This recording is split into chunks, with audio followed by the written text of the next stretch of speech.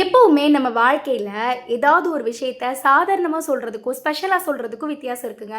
சாதாரணமா நீங்க சொல்லும்போது, அத சாதாரணமாவே எடுத்துட்டு போவோங்க. அதையே கொஞ்சம் ஸ்பெஷல் ஆக்கி சொன்னீங்கன்னா, "ஆ நல்லா இருக்கே இது" அப்படின்னு யோசிப்பாங்க.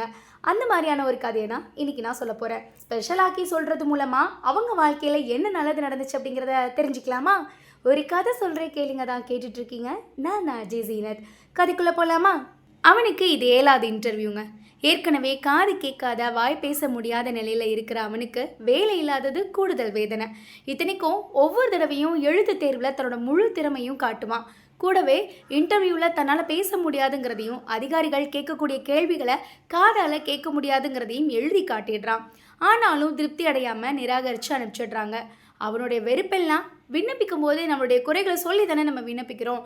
எழுத்துத் தேர்வில் நம்ம ஜெயிச்சாலும் நம்பிக்கையோடு இருக்கும்போது இப்படி சொல்லிடுறாங்களே அப்படிங்கிறது தான்.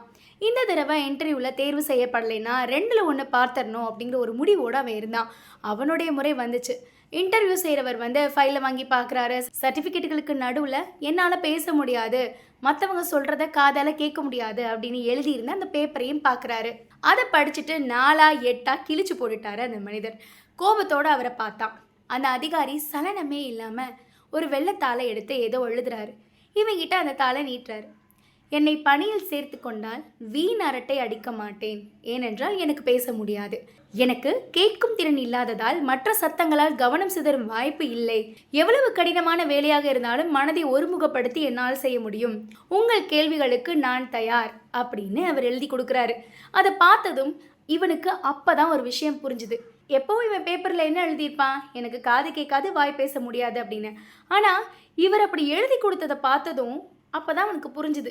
எந்த ஒரு விஷயத்தையும், அதாவது நம்ம சொல்லக்கூடிய அந்த உண்மையை ஆக்கப்பூர்வமாக சொல்ல முடியும் அப்படிங்கிற அந்த வழி அவனுக்கு புரிஞ்சுது. அப்போ கண்களில் நீர் கசிய அவரை நன்றியோட பார்க்குறான். உங்களை வேலைக்கு சேர்த்தாச்சு அப்படின்னு அவர் உதடு அசைகிறத அவன் பார்த்துட்டு ரொம்ப சந்தோஷப்பட்டான். இப்படி தாங்க நமக்குன்னு சில உண்மைகள் இருக்கும். ஒரு இன்டர்வியூவில் நீங்கள் எப்படி சொல்ல போகிறீங்க அப்படிங்கிறது ரொம்ப முக்கியம். ஸ்டோரி டெல்லிங்னு சொல்லுவாங்க இல்லையா? அதாவது நீங்கள் லைஃப்பில் ஜெயித்த விஷயங்களை ஒரு குட்டி ஸ்டோரி டெல்லிங் மாதிரி நீங்கள் சொன்னாலே போதும், உங்களை பற்றி அவங்க புரிஞ்சுக்குவாங்க. சரி, கண்டிப்பாக இந்த கதை உங்களுக்கு பிடிச்சிருக்குன்னு நினைக்கிறேன். இது மூலமாகவே ஒரு விஷயத்தை எப்படி சொல்லணும் அப்படிங்கிறத நீங்கள் புரிஞ்சிருப்பீங்கன்னு நினைக்கிறேன். மீண்டும் இதே மாதிரி இன்னொரு கதையில் சந்திக்கலாம். நன்றி.